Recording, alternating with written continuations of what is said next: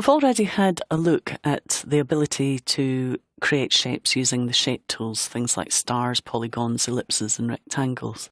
But what if we want to create some more fun shapes? And what I've done here is I've used Wingdings font to create a skull and a bomb. And what I want to do is create a shape layer from that.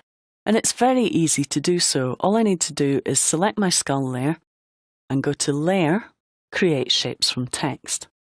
And that's going to create a shape layer called Skull Outlines. Let's do the same for the bomb. Let's go to Layer, Create Shapes from Text. And now I can go in and I can do all sorts of amazing things with that. I can add operators to it. So I can do things like maybe add a repeater. And we get 3 skulls. Let's switch off our bomb for a second while we have a look at that. Now the repeater allows me to create multiple copies. And I can create as many copies as I want, and I can offset that so that they line up across the screen. And there's different ways of compositing them, either above or below each other. Now we also have transform settings for our repeater, so I can do things like scale them and have them scale up or down over time. And then I start to get some really great effects. I can do things like rotate them. Have them rotate over time, so I now have twisting skulls. And if I now offset that, I can get these amazing effects by animating the offset so that I go to 1 second and the skulls come running towards me and filling the screen. So let's preview that. There we go, we have some frightening skulls. And if I add motion blur to that, within a couple of seconds, without practicing, I've just created something fairly unique. So by using font symbols, you can create some really nice effects using shape layers. Now, obviously, I would adjust my composition settings and go into my motion blur and maybe go up to about 64 samples per frame, something like that, and bring my motion blur setting down a little bit to about 100. And now I'll get a much, much nicer quality blur as well.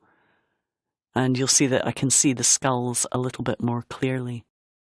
So repeaters are fantastic for creating these repeating animations of symbols. And if you use something like Webdings or Wingdings or Zapdingbats, you can get some really great symbol fonts to create some of these shapes for your animations. So again, we'll have a little look at that. So that's using a repeater.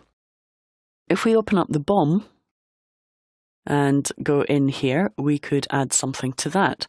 So let's add a wiggle paths operator to that. And if I preview that, you'll see now my bomb is wiggling around a little bit. I could go in here and I could increase the wiggles per second to 20 and maybe adjust the size of the wiggles, make them bigger or smaller, maybe make them more or less frequent, and I can also make smooth wiggles if I want to. So bring the size down and the frequency down. And then we get something really interesting like this. We've just got a kind of boiling bomb ready to go off. And of course, there are other things you could add to it. If you want to, you could add a stroke and stroke it with a colour. Come in here and choose a bright colour that you want to stroke it with. And outline that. In fact, we can add multiple strokes using these shape layers. So let's add another stroke to it. And this one will add a different colour. So let's add the yellow again. So it's kind of layering the strokes. And we'll also adjust the position of it so it happens before the other one. Okay, so we start to layer strokes on top of each other and get all these amazing effects. So there we have our boiling bomb. Okay, other things that we can do. We can take vector shapes, and this is a new feature in version 6. We can take vector shapes now and we can convert them to shapes. So I choose Create Shapes from Vector Layer, and my Illustrator file is now a shape layer. And you know what happens when you have shape layers in 3D in After Effects CS6? What we can do is we can go into 3D, we can choose Ray Traced 3D. Now I'm going to just drop to draft resolution for a second so you can see that in fast draft. And now if I open up my geometry options, I can extrude that. And if we have a look at that from a different angle, you'll see I'm adding depth to it. Now, if you consider, you can also do that with text as well. You have some really great options there.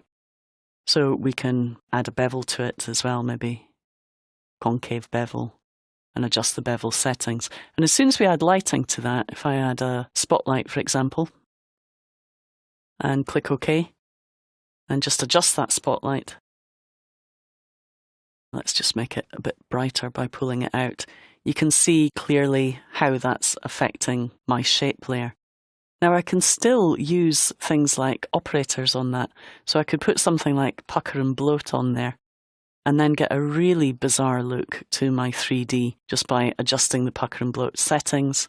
I can start to create these amazing 3D shapes. Now that's going to take a little bit of time to render. So we have the spinning wheel of death coming up there. I'm on a Mac here without a supported graphics card. So if that happens to you and you just want to halt it rendering, just hit the caps lock key and that'll stop it rendering for a second. Okay, so we had a little bit of a crash there, to be honest. So be careful about applying operators, path operators, to 3D. Probably best to work in draft quality and not try and ray trace them, and take things a little bit easy if you don't have a supported graphics card like I don't. But I like pushing things to the limit, so I'm not going to worry too much. Anyway, here we are back in the comp again, and you'll notice here I have a little comp with some shape layer animation in it. Now, it looks really complex and complicated, but I just want to show you how easy it is to create something like this. Now, if we have a look at these one by one, let's just have a look at that layer there. You can see there we have some flower shapes with a repeater on them. On top of that, we have a shape layer.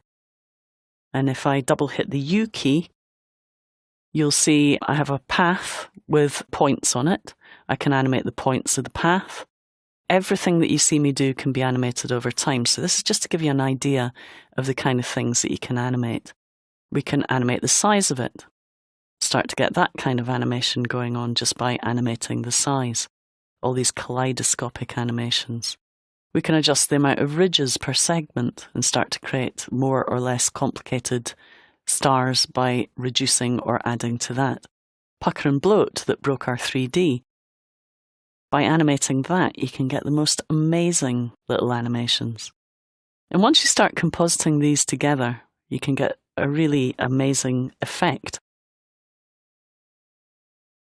So let's have a look at this flower here, and you can see the flower shape of the path outlined here.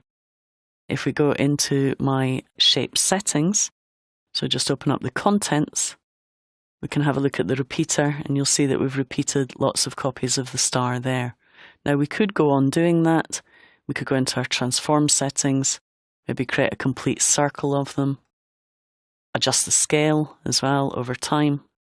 So we get more variation in scale. Now at the moment they're compositing on top of each other, so we have 50% opacity. We could adjust the opacity to blend them together a little bit more. And it's endless really what you can do. You can start to make more space between them by adjusting the anchor point or pull them closer together. Honestly, the creative possibilities are endless with shape layers. I just love playing with them. So we'll have a look at one more. That's a bit similar, so let's look at something else. And you can see by layering multiple layers of these on top of each other, how you can start to create a really nice effect. In fact, let's just preview the whole thing together. You can't really go wrong with this. And then when you composite it on top of footage, which I've done here, it's great for things like music videos and stuff for backgrounds. Really easy to create something completely unique using shape layers. So I really recommend that you get into using shape layers and playing around with them to see what you can come up with.